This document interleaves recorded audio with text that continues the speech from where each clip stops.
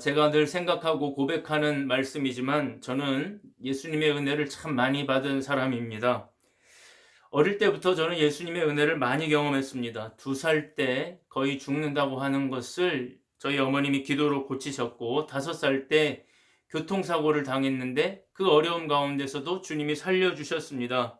그런 기적적인 사건 말고도 살면서 예수님께 받은 영적인 은혜가 참 많습니다. 기도 가운데, 예배 가운데, 찬양 가운데 임재하시는 우리 주님의 은혜를 경험한 적도 참 많습니다. 그러나 제가 성경을 읽을 때마다 더 은혜가 되는 것은 복음서에 나타난 예수님의 인간적인 모습들 때문입니다. 앞으로도 요한복음에서도 보시겠지만 예수님은 힘없는 사람들, 사회적인 약자들, 질병과 사회적인 냉대로 인해 인간답게 살지 못하는 사람들, 그들을 대할 때 예수님의 모습이 굉장히 따뜻하고 감동적입니다. 현장에서 가늠하다가 걸린 여인을 대하시는 예수님의 모습, 굶주린 대중들을 바라보시는 예수님의 모습, 나병 환자나 중풍병 환자나 시각장애인 같은 분들을 만났을 때, 귀신 들린 사람을 만났을 때, 각종 어려움으로 인해서 인생의 무거운 짐을 지고 가는 사람들에게 예수님이 하셨던 말씀들이 참 은혜가 됩니다. 수고하고 무거운 짐진 사람들은 다 나에게로 오십시오. 내가 여러분을 쉬게 해드리겠습니다. 말씀하시는 예수님의 은혜가, 예수님의 말씀이 얼마나 은혜롭고 고마운지 모릅니다. 그렇다고 예수님은 강한 자들에게 비굴하신 것도 아닙니다. 강한 자들에게는 하염없이 노를 바라시고 약한 자들 앞에서는 하염없이 약해지시는 분이 바로 예수님이십니다. 그래서 저는 어릴 때부터 예수님처럼 살고 싶다는 생각을 여러 번 했습니다. 그래서 제가 살면서 제 자신에게 하는 가장 많은 질문 중에 하나가 예수님이라면 어떻게 하실까 하는 것이 저의 인생의 중요한 모토가 되는 질문이 되었습니다. 물론 그 질문에 항상 정답을 결정하는 것도 아니고 그 정답대로 사는 것도 물론 아니지만 예수님은 저에게 가장 좋은 스승이고 가장 닮고 싶은 분이기도 합니다.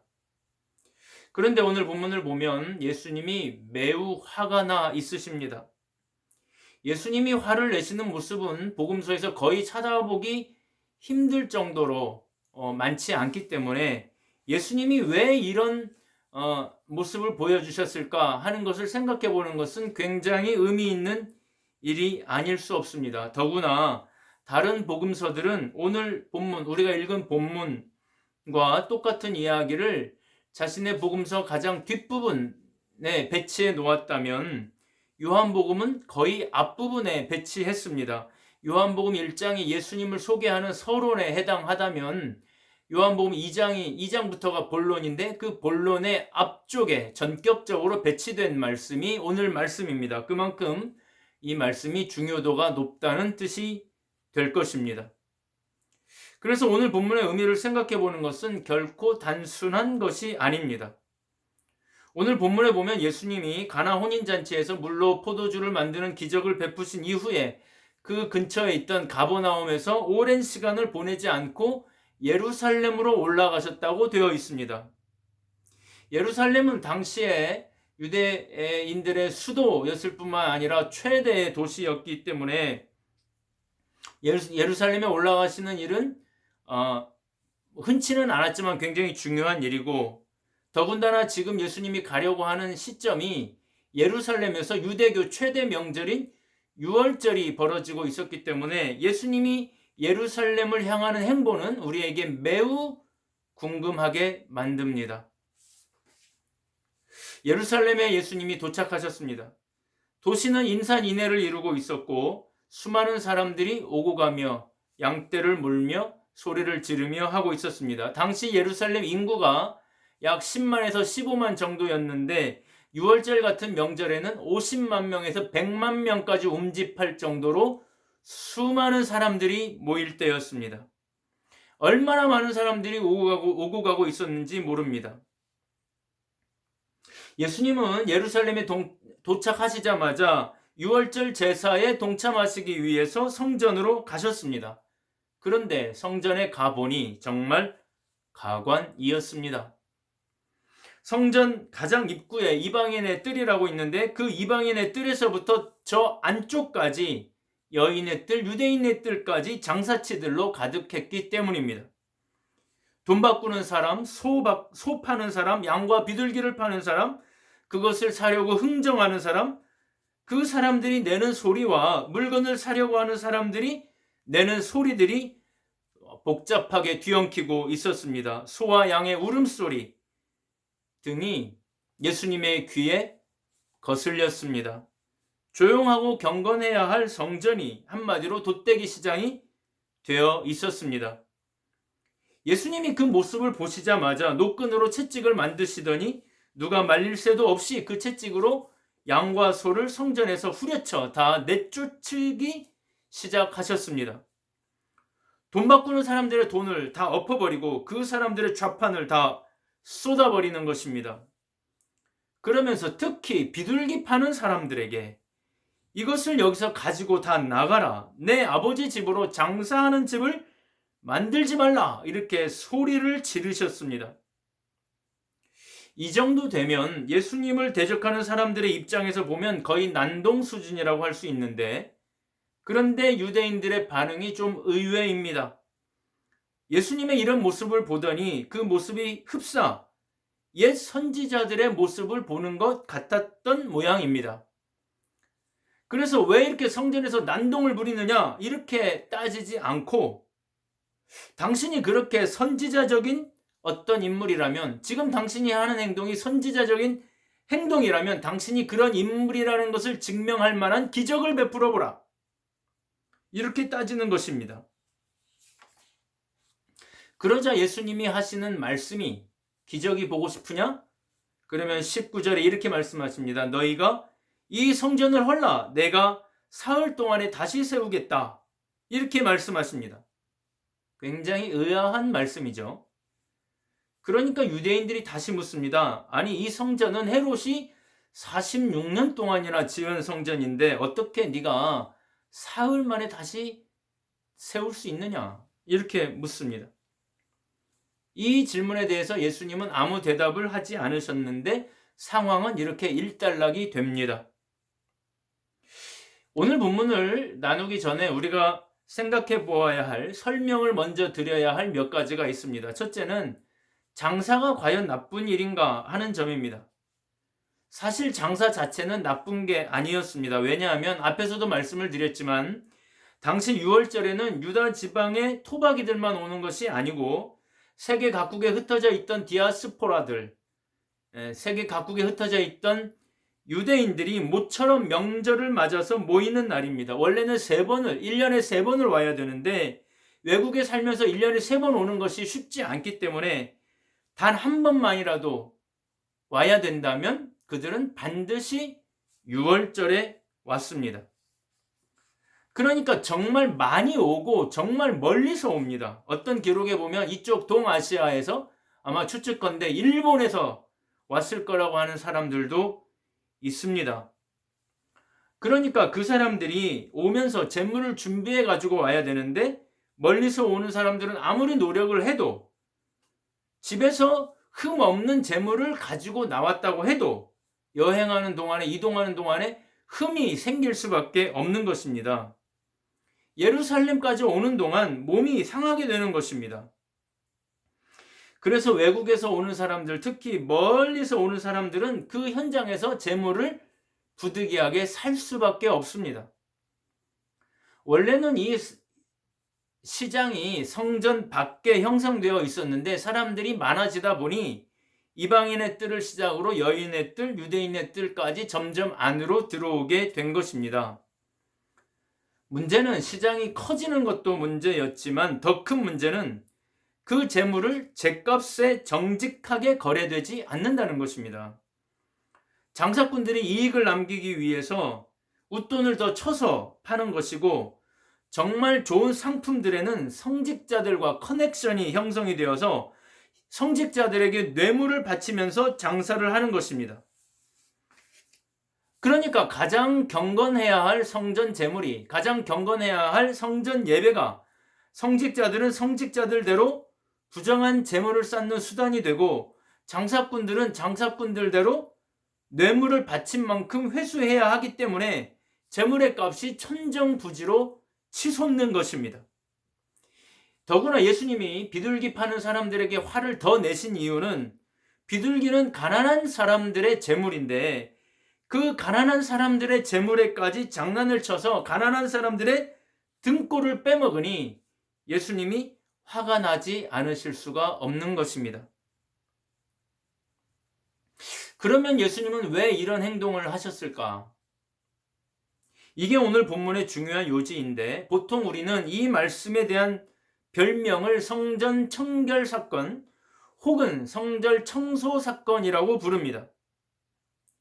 그래서 보통은 이 본문을 강해하면서 성전이 부패해서 그 기능을 못했던 것처럼 이제는 성전을 청소해서 원래의 기능을 회복해야 한다. 고린도전서에 보면 우리 몸이 하나님의 성전이라고 했으니까 우리 몸도 늘 청결하게 유지해서 하나님이 우리 안에 거하실 수 있도록 늘 성결한 삶을 살아야 한다. 보통 이렇게 설교가 되고 모든 성도들은 아멘을 합니다. 물론 이 설교가 틀린 것도 아니고 만약에 이 장면을 다른 복음서의 본문을 인용했다면 맞는 설교이기도 합니다. 그러나 요한복음은 정확히 그 의미가 아닙니다. 요한복음에서는 적어도 일단 성전 청결 사건이란 말 자체가 맞지 않습니다. 왜냐하면 성전 청결 사건이라는 말 속에는 어떤 의미가 포함되어 있냐면 성전을 잘 청소해서 그 성전의 원래 기능을 회복하도록 하자. 그러니까 양이나 소나 비둘기를 가지고 와서 그것을 잡아서 예배드리고 또 내년에도 그렇게 하자. 또 내년에도 그렇게 하자. 성전을 잘 청소해가지고 장사치들이 이 쥐락펴락하는 그런 성전을 만들지 말고 성전을 잘 청소해가지고 성전의 원래 기능을 회복하자 하는 의미가 성전 청결 사건이라고 하는 그 명칭 속에 포함되어 있습니다. 그러나 이러한 명칭이나 이러한 설명은 예수님의 의도와 전혀 맞지 않습니다. 예수님은 지금 성전을 청결하게 해서 그 성전에서 다시 제사를 드리고 그 성전 시스템을 다시 회복하자는 의미로 이 행동을 하신 것은 아니라는 말씀입니다. 만약에 그 성전의 시스템을 유지하려고 하신 의도라면 성전 청결, 성전 청소 사건이 맞는데 사실 예수님은 그것을 목적으로 하지 않습니다.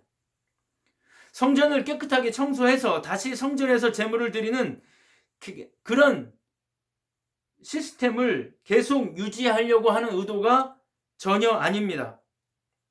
물론 내 아버지 집으로 장사하는 집을 만들지 말라는 말씀에는 우리가 귀를 기울여야 하겠지만 예수님의 진짜 의도는 그것이 아닙니다. 그래서 이 말씀을 좀 더 정확하게 해석하려는 신학자들은 성전 청결 사건이라고 하지 않고 성전 시위 사건 혹은 성전 척결 사건이라고 부릅니다. 대표적인 신학자가 김세윤 박사 같은 분입니다. 지금 예수님은 이 성전에서 매우 중요한 메시지를 전달하기 위해서 어떤 시위를 하고 계신 것입니다. 그리고 더 이상 성전의 시스템을 유지할 수 없고 그렇게 해서도 안 된다는 것을 아주 강력한 방식으로, 충격적인 방식으로 보여주셨다는 해석입니다. 사랑하는 여러분, 예수님은 지금 이 예루살렘 성전을 잘 청소해서 다시 그 유대인들의 율법적인 시스템을 회복하려고 하신 것이 아닙니다. 예수님의 가장 중요한 의도는 성전된 자신을 보여주시려고 하시는 의도입니다.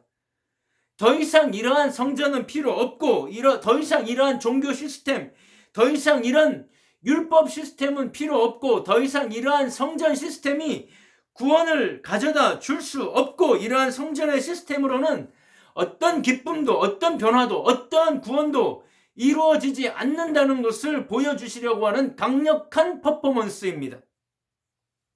예수님은 지금 이 성전이 아니라 새로운 성전에서 새로운 성전 예배를 드려야 된다고 말씀하고 싶어 하는 것입니다. 지금 내가 이 예루살렘 성전에 등장하면서 새로운 성전을 보여줄 텐데 그 새로운 성전이 누구냐? 바로 나 예수다 하는 것을 말씀하시려고 하는 행동이십니다. 이제는 예수님을 새 성전으로 하는 새로운 예배 방식, 새로운 성전 시스템이 만들어졌다는 것을 알려주고 있는 내용입니다. 여러분, 그것이 오늘 가나 혼인잔치와 소위 오늘 말하는 성전 시위 사건이 하나로 연결된 매우 중요한 이유입니다. 사랑하는 여러분, 지난 시간에도 우리가 보았지만 6개의 물 항아리에서 아무리 손을 씻어보아도 예수를 만나지 않으면 아무런 기쁨도 없고 아무런 변화도 일어나지 않는 것처럼, 마찬가지로 아무리 비싼 소를 제물로 사용하고 아무리 비싼 양을 예물로 사용해도 참된 구원을 이룰 수 없다. 이제 이 양을 죽이고 저 소를 죽이고 하는 방식으로는 구원에 이를 수 없다는 것을 강하게 어필하고 계신 것입니다. 지금까지의 성전은 모형이었고 그림자였고 이제 진짜가 나타났다. 이제 진짜 성전이 나타났다는 것을 보여주려는 의도가 가장 큰 의도입니다. 그 진짜가 누구냐? 바로 예수 그리스도이십니다. 예수님의 성전됨을 선언하는 장면인 것입니다. 19절 20절을 보니까요, 예수께서 대답하여 이르시되 너희가 이 성전을 헐라 내가 사흘 동안에 일으키리라. 유대인들이 이르되 성전은 46년 동안에 지어졌거늘 내가 3일 동안에 일으키겠느냐 하더라. 21절에 우리 주님이 굉장히 중요한 말씀입니다. 그러나 예수는 성전된 자기 육체를 가리켜 말씀하신 것이라. 여기서 성전된 자신의 육체를 가리켜 말씀하신 것이다, 이렇게 말씀하셨습니다. 물론 이 말씀도 21절 말씀도 잘라서 설교를 해야 합니다.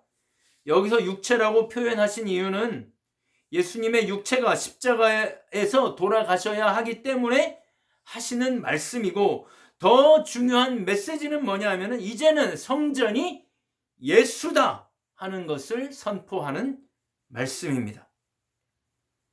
여러분, 우리는 이제 더 이상 예루살렘 성전에서 하나님을 만나지 않아도 됩니다. 우리는 주일마다 저 멀리 여기서 6,400km나 떨어져 있는 저 팔레스틴 예루살렘 성전에 갈 필요가 없습니다. 코로나 시국에 반드시 교회에 와서 예배 드려야 하는 것도 아닙니다. 이제 우리는 어떤 곳에서 어떤 시간에라도 예수 그리스도라는 중보자, 우리를 위해 제물이 되신 예수 그리스도를 통하여 하나님에게 나아갈 수 있게 되었습니다.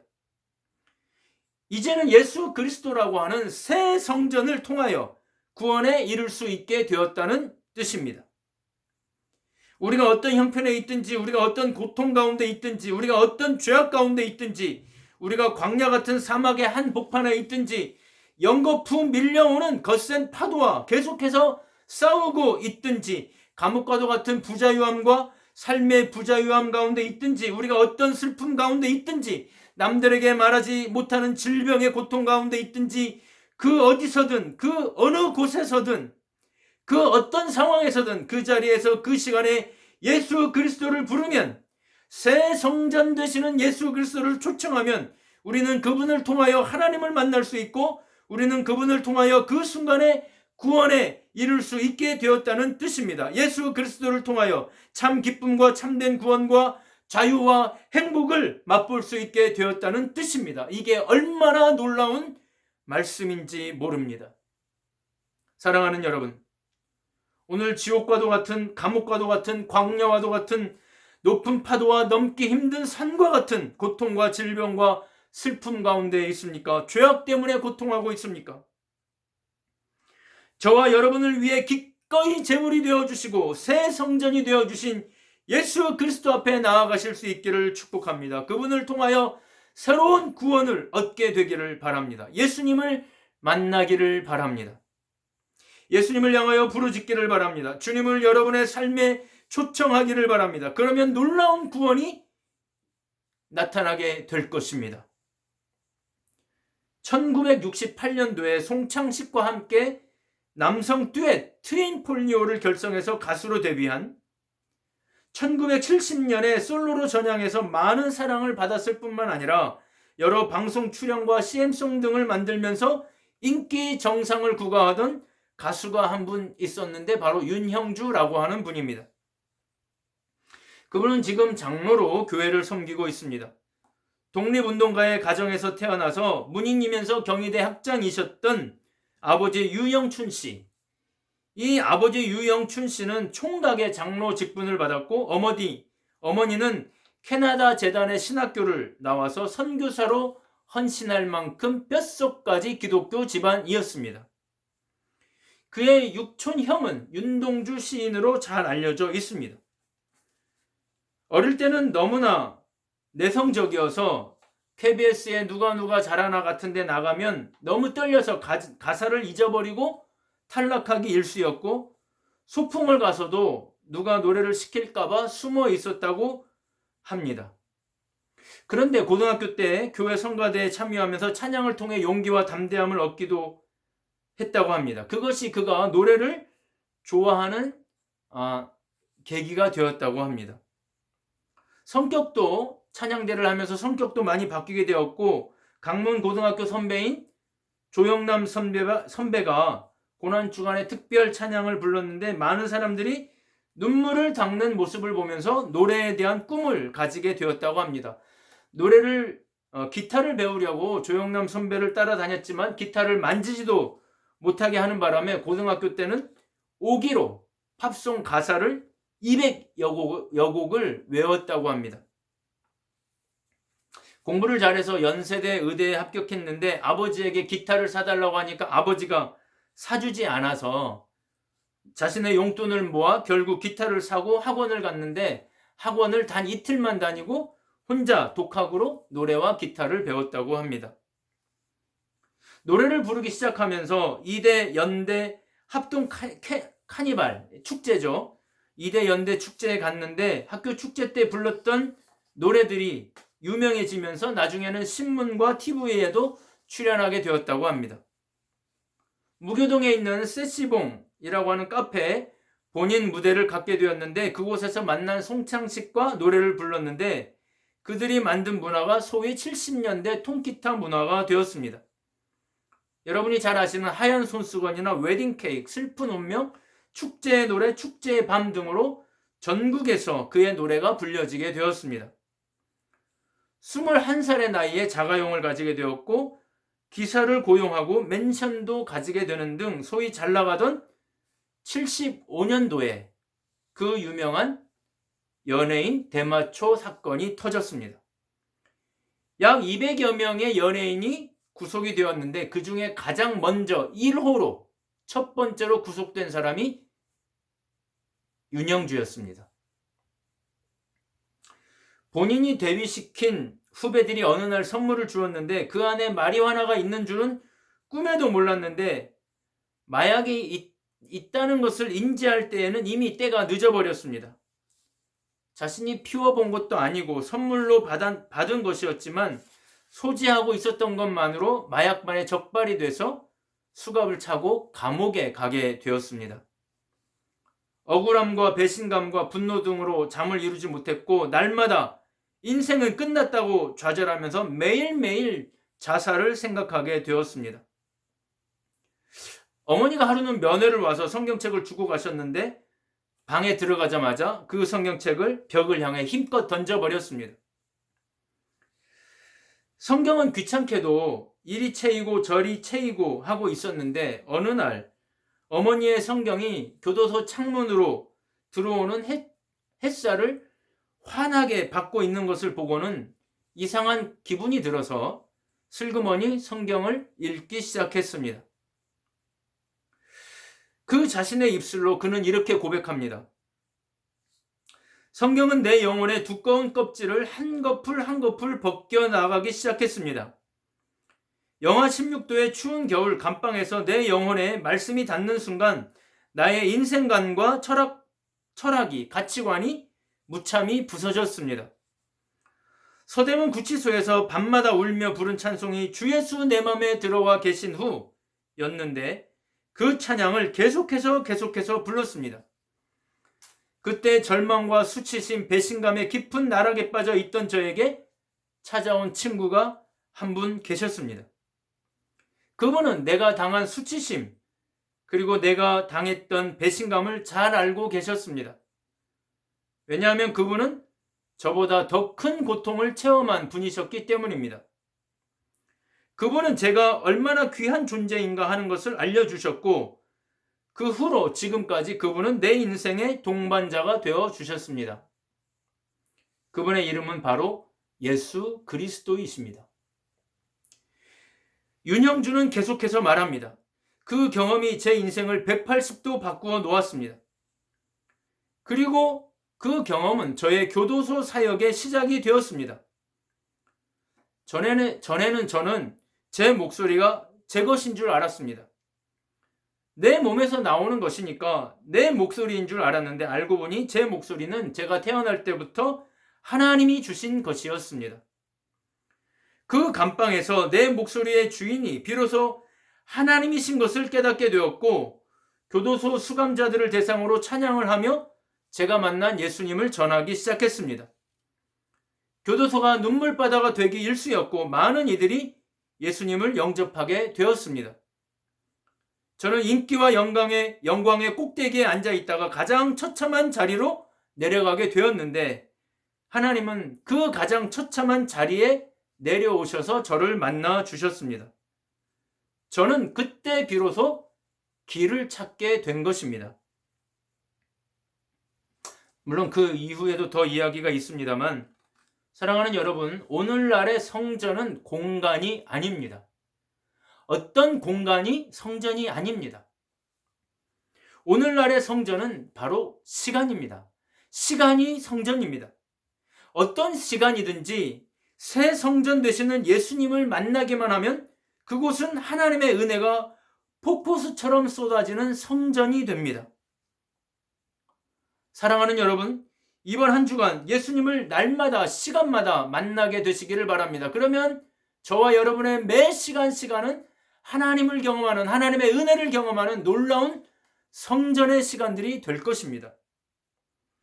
이번 한 주간 저와 여러분의 모든 시간이 하나님의 은혜를 경험하는 축복의 시간, 사죄의 시간, 성전의 시간이 되실 수 있기를 주님의 이름으로 축복합니다.